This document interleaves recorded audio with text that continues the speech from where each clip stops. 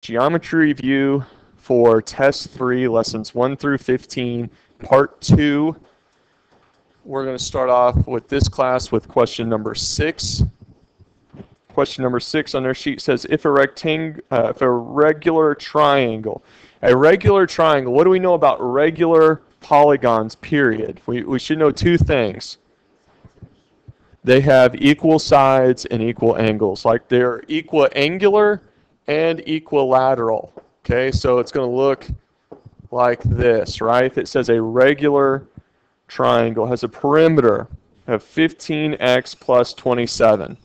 All right, so, you know, this side, whatever it is, plus this side, whatever it is, plus this side, whatever it is, comes out to a total of 15x plus 27. We want to know what is the length of just one side. Well, let's say we knew all of this was 30, right? The perimeter equaled 30. What would we do to find the length of just one side? Divide by 3, and we would know that the side length, right, was just 10. Side equals 10. Should we do anything different with this?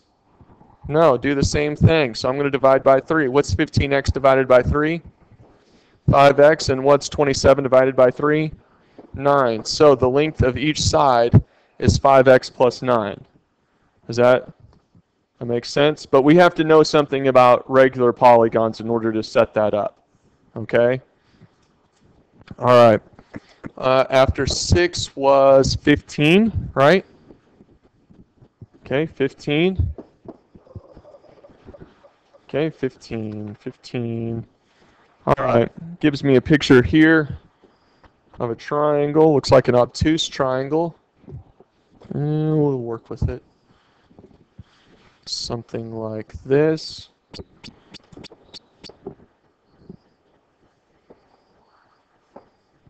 Okay, I'm going to add some color to it just so we can distinguish some things. We got 11 centimeters. We got 5 centimeters.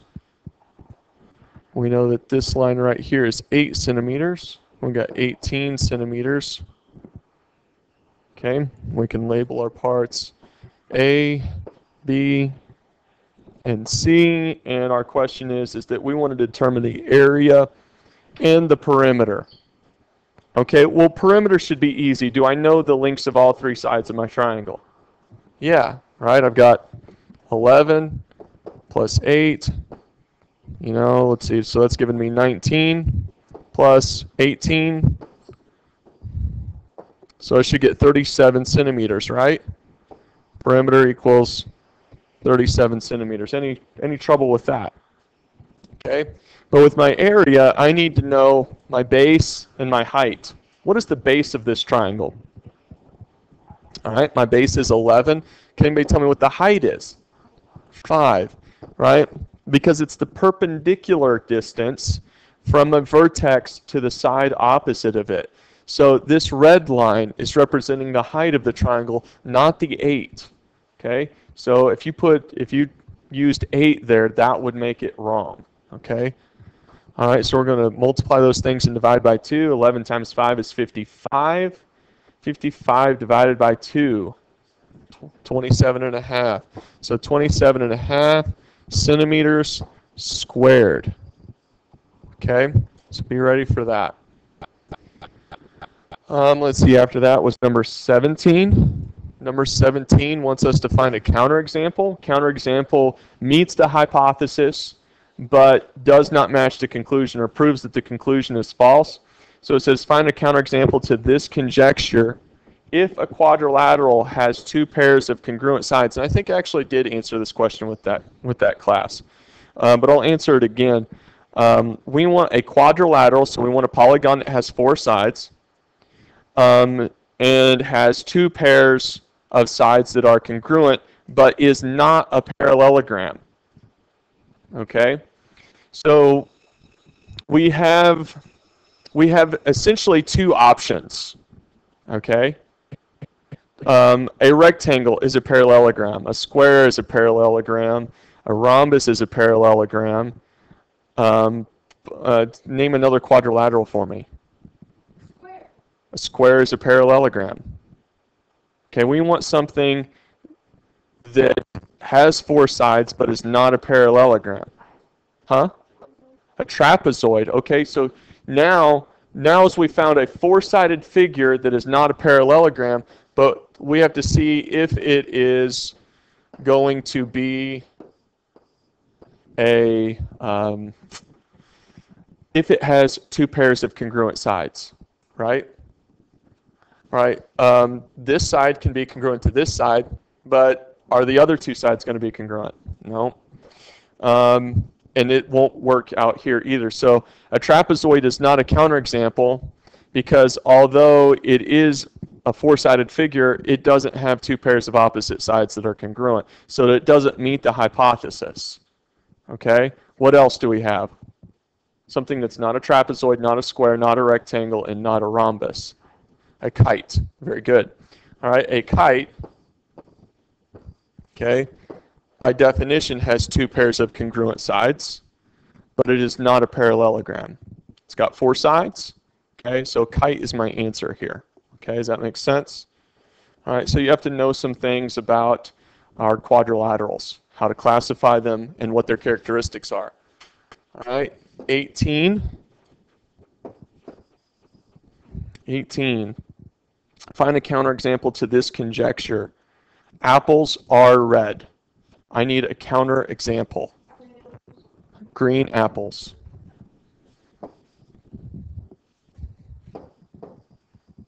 It kind of messes me up writing green with the color blue. Okay, green apples. Green apples are a counterexample. You need something that is an apple, but is not green. Okay? All right. So that's 18. Let's look at 19. 19. Determine whether polygon JKLMN is convex or concave and explain. I'm going to try to do my best to draw it if I can. Something that's a little bit like this. Not too far off, and I think it'll still match what they're going for. Is this convex or concave? Convex. How do we know? We check the diagonals, right? Is that diagonal inside or outside the polygon? Inside. Let's draw another diagonal. Is that diagonal inside or outside the polygon? Inside. I can't draw any more diagonals to that point, so let's try there to there. Inside or outside? Inside. Inside or outside? Inside, okay. Let's see, we could be able to go there, inside or outside. And I don't know that I can draw any more diagonals that I'm aware of. Are all those diagonals inside? All right, so my explanation, yeah, it does. I'm really good that way. But my explanation is that all the diagonals of the polygon occur inside the polygon. Okay? If at any point a diagonal from one point to another point reaches outside the polygon, it is a concave polygon. Okay? Do we understand that? Great. 11.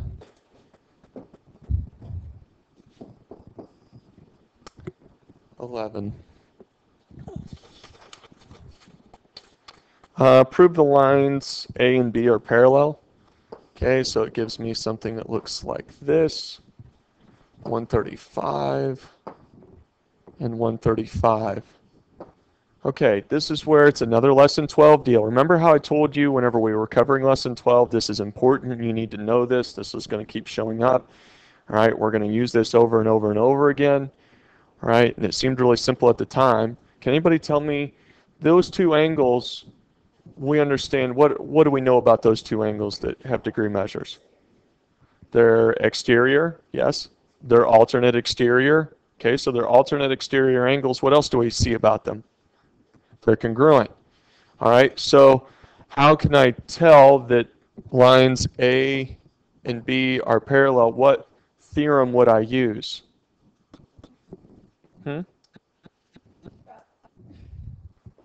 Well, you gave me probably 2/3 of the words needed.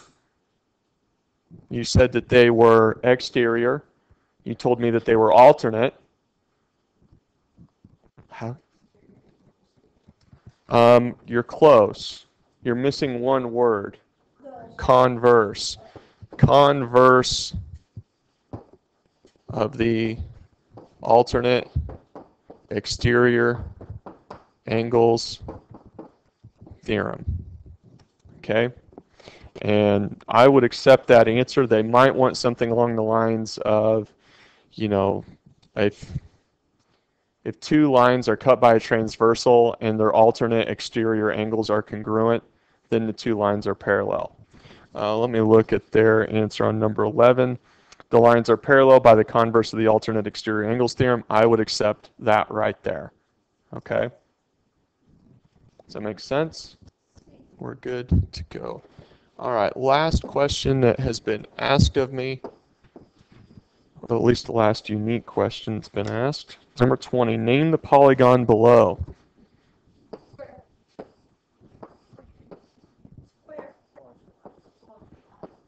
Okay. Okay. Determine whether it is equiangular, equilateral, regular, irregular, or more than one of these. All right, so let's start at the beginning. We said it was quadrilateral, right? Good. All right, what else? You think it's regular? Equiangular?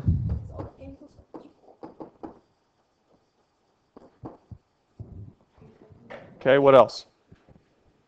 Irregular? Yeah, it is irregular. Let's see. Yeah, I think we'd have to say it is because it's not regular. Do you know why it's not regular? Because it's not. I'm not told it's equilateral. How would I know? What would I have to have in order to see that it's equilateral? I'd have to have tick marks. All right. What else do I know this is? I can't say it's a square because it's not regular. It's a rectangle because a polygon with 4 right angles is a rectangle. What else? It's a polygon, right? We're going to overclassify here, which is fine. I think we can probably be done at this point. I want to see what their answer is on this because we might have gone further. We might have gone further than they did to answer this, which is not a bad thing. Quadrilateral, equiangular, irregular, but we overdid it, but that's fine. Okay, so what I want to do at this point, I want you guys to pay really, really close attention. Okay? I'm holding the test in my hand. Okay? I'm going to tell you what things are covered on the test.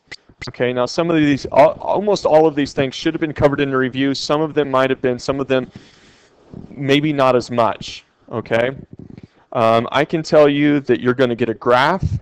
On that graph is going to be a slanted line with 2 endpoints with it's not, well, yeah, it's going to tell you what the coordinates are, and it's going to ask you for the midpoint. So you need to know the midpoint formula given 2 coordinates. Okay? Next, and I deal with this in the previous video, you're going to be given an endpoint, and you're going to be given a midpoint, and you're going to have to find out what the other endpoint is. Okay? We've worked a question like that before. All right? If I was to tell you to go back and watch a video to find that question that we worked out, it would be in the lesson 11 video. I'm fairly certain. Okay? So that's something to check out. I can tell you that you're going to need to know basically everything I've told you from lesson 12. Okay?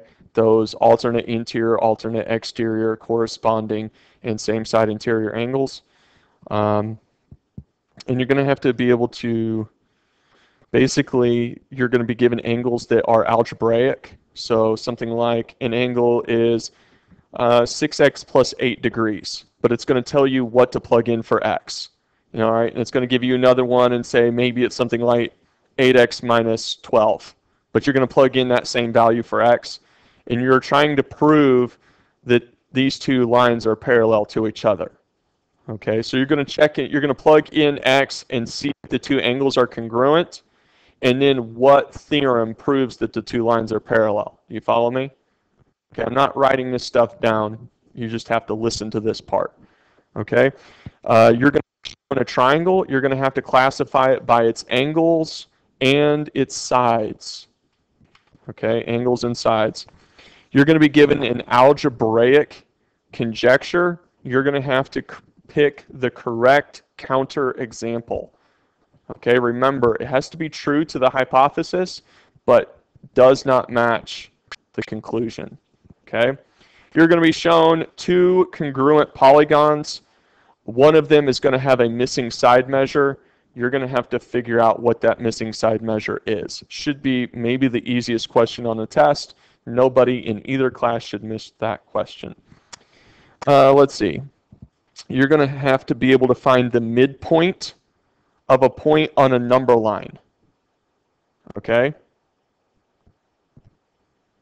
Can we do that?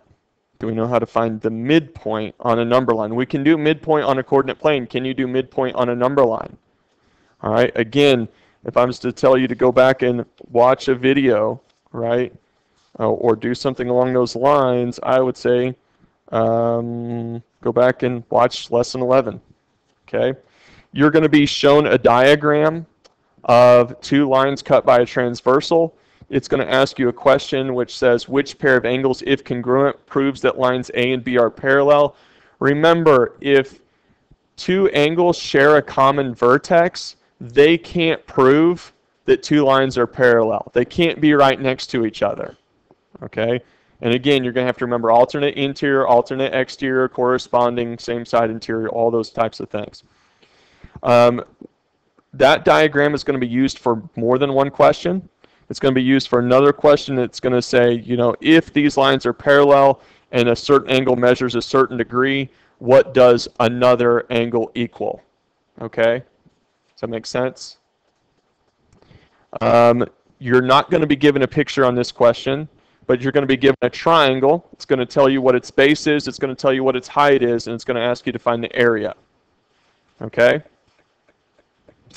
If this question is on the test, I'm going to remove it because it's one that I skipped over when we were covering it because it's a time killer.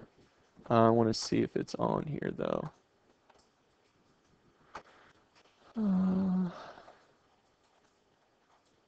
It is, and I'm going to have to take it off. So this test will be out of 19. Again, you're going to be given another counterexample, algebraic question. You're going to have to be able to identify if something is equiangular or equilateral based upon a statement. What do we know about vertical angles? Ooh, that's a bad sign because you're going to have to know something very specific about vertical angles to set up an equation to not only solve for x, but after you've solved for x to plug it back in. You've had a question like this, I believe, on your last test. So if you don't know anything about vertical angles, at least not well enough to answer that question, then you need to look up lesson 6, it looks like. Lesson 6. You need to be able to find a distance between two coordinate points. So you need to know the distance formula. You should, and this is like a lesson 1 question, be able to identify a plane from a diagram. You're going to be given an angle and an angle bisector. And you're going to have to find a missing angle measure. This, again, is a question type that you've had before. Let's see. It looks like question 18. It won't be 18 on your test once I remove that other. But lesson 7, you want to go back and maybe watch lesson 7. You were given an equation, and you had to make a table of values and find a pattern, and then find a counterexample to that pattern. Okay? You're going to be given a triangle, a right triangle with one leg and the hypotenuse, you're going to have to find the missing side length. So you're going to have to use the Pythagorean theorem to find a missing side, not the missing hypotenuse, but the missing side. And you're going to have to write a conditional statement from a statement. So you have to make a correct if-then statement based upon one line of information. Does that make sense? Okay, that's what the test is going to cover. Okay? And if I forget to take off a particular question, I will just not mark it against anybody on test day. So if you see a question that I didn't talk about and it completely blows your mind, it might be the question. Did I take off? It might not be. All right, so I'm going to close this thing off right here. My suggestion to you is that you watch the first video. I think that's already been sent to you. Okay? And spend some time watching that. And you might want to review some of the things that I've just said.